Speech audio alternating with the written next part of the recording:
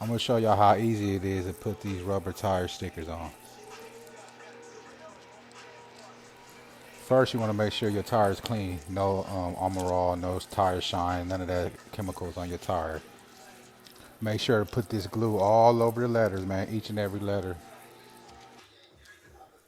Then place it at the desired location and press down on it.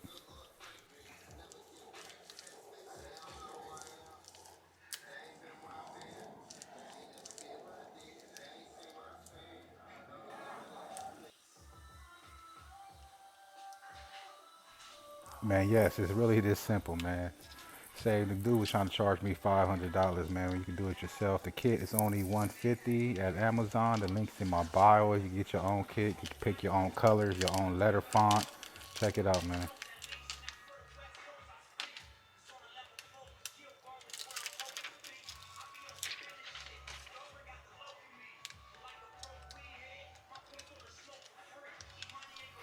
I recommend buying extra containers of glue, though. You need a whole lot of glue.